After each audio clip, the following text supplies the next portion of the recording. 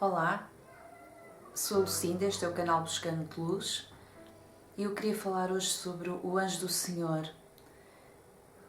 O Anjo do Senhor. Quem é o Anjo do Senhor? Tenho por hábito, desde que me converti, de ler a Bíblia de capa a capa.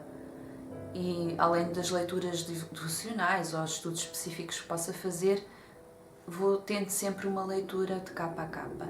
Isso tem-me ajudado muito a perceber muitos assuntos da Bíblia de uma forma que nunca chegaria lá se não o fizesse desta forma. No início dos anos 90, numa destas minhas leituras de Bíblia de seguida, reparei numa personagem que nunca me tinha chamado a atenção, que era o Anjo do Senhor. E nunca me tinha chamado a atenção porque eu ouvia a palavra anjo e associava automaticamente a um anjo normal e não pensei que fosse outra coisa.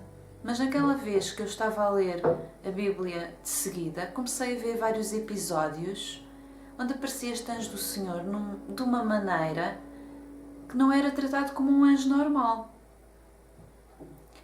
E de repente eu li uma das passagens e fez-se luz. De repente eu vi este anjo ser tratado como se ele fosse o próprio Senhor, como se ele fosse Deus. Vi este anjo ser adorado e eu achei aquilo estranho, mas maravilhoso ao mesmo tempo, porque de repente eu percebi que ele só podia ser o Senhor, mas não entendia porque é que lhe era chamado de anjo. E comecei a ler mais passagens e cada vez que eu avançava na Bíblia voltava a ver este anjo do Senhor assumindo-se como Deus e sendo adorado como Deus. Comecei a perceber que ele era mesmo Deus. Sempre que aparecia a expressão o anjo do Senhor e não um anjo do Senhor, não era um qualquer, era o anjo do Senhor, esse anjo do Senhor era tratado como o Senhor. Eu vou ler algumas passagens que nessa altura me chamaram a atenção e através delas eu percebi quem era este anjo do Senhor. Então o anjo do Senhor, achando-a junto a uma fonte no deserto, a fonte que está no caminho de Sur, perguntou-lhe: Agar, serva de Sarai, de onde vieste e para onde vais? Respondeu ela: Da presença de Sarai, minha senhora, vou fugindo. Disse-lhe o anjo do Senhor: Torna-te para a tua senhora e humilha-te debaixo das suas mãos. Disse-lhe mais o anjo do Senhor: Multiplicarei sobremaneira a tua descendência, de modo que não será contada, por numerosa que será. Disse-lhe ainda o anjo do Senhor: Eis que concebeste e terás um filho, a quem chamarás Ismael. Porquanto o Senhor ouviu a tua aflição, ele será como jumento selvagem entre os homens. A sua mão será contra todos os homens e a mão de todos contra ele. E habitará diante da sua face de todos os seus irmãos. E ele chamou o nome do Senhor que com ela falava. Ela chamou o nome do Senhor que com ela falava El-Roi. Depois disse: Não tenho eu também olhado neste lugar para aquele que me vê? Agar diz que aquele que falava com ela era o Senhor e chamou-lhe El-Roi. Ou seja, ela quer dizer Deus e Roi era o que me vê. El-Roi, o Deus que me vê. Porque ela percebeu que aquele que falava com ela era o próprio Senhor. Outra passagem de Agar. É a passagem seguinte. Então se levantou Abraão pela manhã de madrugada e tomou pão e um odre de água e os deu a Agar, pondo-os sobre o seu ombro. Também lhe deu o menino e despediu-a. E ela foi-se andando, errante no deserto de Berseba. E consumida a água do odre, lançou o menino debaixo de uma das árvores e foi-se. E assentou-se em frente, afastando-se à distância de um tiro de arco, porque dizia: Que não veja eu morrer o menino. E assentou-se em frente. E levantou a sua voz e chorou. E ouviu Deus a voz do menino. E bradou o anjo de Deus a Agar desde os céus e disse-lhe: Que tens, Agar? Não temas, porque Deus ouviu a voz do rapaz desde o lugar onde está. Ergue-te, levanta o moço e pega-lhe na mão, porque dele farei uma grande nação. Mais uma vez, o Senhor fala com Agar. A segunda vez que ela foi expulsa e definitivamente Deus fala com Agar. E é interessante, aqui chama-lhe o anjo de Deus para doar Agar. E este anjo de Deus era o mesmo que tinha falado com ela quando ela tinha sido expulsa a primeira vez. Só que na outra passagem é chamada de anjo do Senhor e aqui é chamado do anjo de Deus. Então, por que razão, se é o Senhor, por que razão é chamado de anjo do Senhor? E logo quando eu comecei a falar com as pessoas, com os amigos, quando comecei a entender estas coisas, diziam sempre não, mas o Senhor não pode ser um anjo. O Senhor não pode ser um anjo. E porque anjo na cabeça dessas pessoas era um ser de uma categoria inferior. Mas eu comecei a perceber que este anjo era mesmo especial. E então fui estudar um pouco mais. E as conclusões a que cheguei foram muito interessantes. No Antigo Testamento, sempre que encontramos a palavra anjo, quer dizer no hebraico malak, é a palavra no hebraico.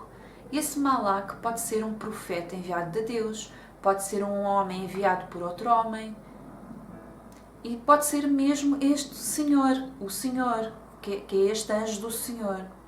A palavra malak quer dizer enviado, mensageiro, não quer dizer que é um anjo como nós chamamos o termo anjo. Podemos dizer que um malak não é sempre um anjo e um anjo não é sempre um malak. O que é que eu quero dizer?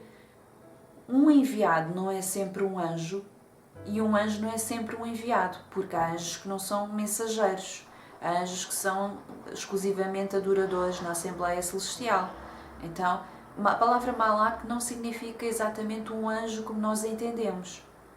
Quando começamos a ler passagem após passagem no Antigo Testamento, paramos então com um enviado de Deus, um mensageiro de Deus, que ele é tratado como o próprio Deus e fala como sendo o próprio Deus. Só que o Deus surgindo de forma visível, demonstrando que era já o Filho de Deus, relacionando-se com o seu povo, numa forma visível. Deus visível era já o Filho de Deus, porque se mostrava de uma forma visível. No Novo Testamento, ele é um enviado do Pai, da mesma forma, só que usa uma expressão diferente. E sempre que aparece a expressão anjo, anjo do Senhor, já não se refere ao Filho de Deus. No Novo Testamento, ele é o Cristo que nós conhecemos e é abertamente conhecido.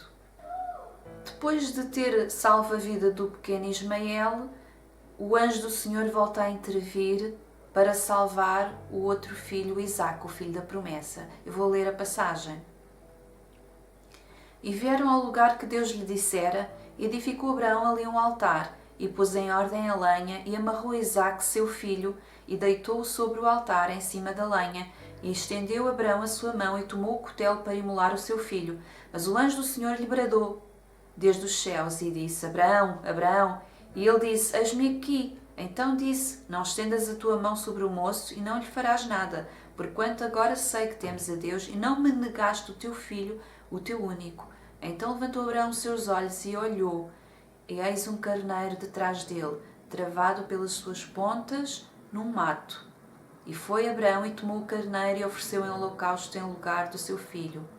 Esta passagem é maravilhosa. E nela aparece também o anjo do Senhor. E vejam como este anjo do Senhor se refere a ele mesmo como Deus. Ele diz: Não me negaste o teu filho.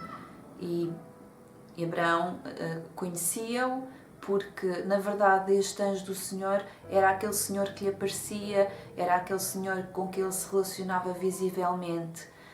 Há uma distinção ao longo de todo o Velho Testamento, que não dá agora para aprofundar, mas quando Deus aparece visivelmente comendo, quando comeu com Abraão, quando fala abertamente de forma visível, é sempre este anjo do Senhor, o mensageiro, o enviado do Senhor, que na realidade é o Filho de Deus, que se manifestava no Antigo Testamento.